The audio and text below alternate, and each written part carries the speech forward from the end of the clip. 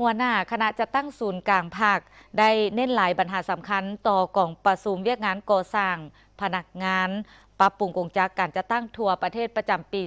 2022 และวางทิศทางแผนการปี 2023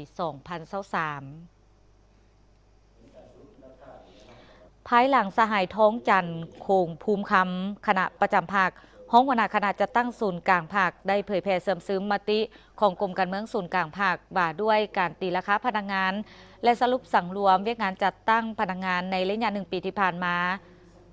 จากนั้นสหายนางสีใสลือเดชมูลสนกรรมการกรมการเมืองเลขาธิการศูนย์กลางภาคหัวหน้าคณะจัดตั้งศูนย์กลางภาค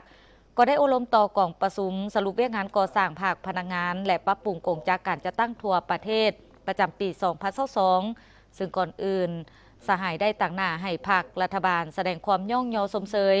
ต่อผลงานของคณะจัดตั้งศูนย์กลางภาคคณะจัดตั้งแต่ละกระทรวงและองค์การท้องถิ่นที่สามารถเฮ็ดสำเร็จหน้าที่ของตนที่ภาครัฐได้มอบหมายให้เพื่อรับประกันให้เวียกงานของจัดตั้งพนักงานได้รับการแก้ไขในโครงเขตเวียกงานก่อสร้างภาคพนักงานและปรับปรุงกงจักรการจัดตั้ง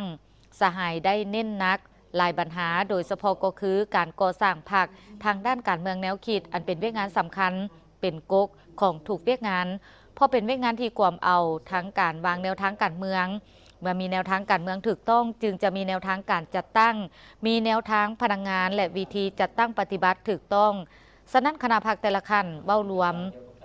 เว้าเฉพาะคณะจัดตั้งและกลุ่มจัดตั้งพนักงานที่เป็นเสนาธิการต้องสืบต่อเอาใจใส่ศึกษาอบรมสมาชิกพรรคพนักงานที่อยู่ในความรับผิดชอบให้มีความรับรู้เข้าใจและเป็นเอกภาพต่อแนวทางนโยบายของพรรคเข้าใจสภาพความเป็นจริงของท้องถิ่นคะแนนการเพื่อเป็นเอกภาพในการจัดตั้งปฏิบัติให้เกิดดอกออกผลเฮ็ดให้การเว้าไปเคียงคู่กับการกระทำตัวจริงเอาใจใส่ศึกษาอบรมคุณธาตุการเมืองเพื่อเฮ็ดให้สมาชิกพรรคพนักงานตั้งหน้าฝึกฝนหล่อหลอมตนเองให้กลายเป็นบุคคลผู้เฮ็ดแท้ทำจริงและเป็นผู้ปลอดใส่ข่าวสะอาดเพื่อรักษาและเสริมขยายลักษณะน้ำหนาของพรรคอย่างเสมอต้นเสมอปลายการก่อสร้างพรรคทางด้านการจัดตั้งก็มีผลสำเร็จหลายด้านเช่นการก่อสร้างหน่วยพรรคปลอดใส่เข้มแข็งนักแน่นการขยายสมาชิกพรรคการปรับปรุงกงจักรการจัดตั้งขั้นต่าง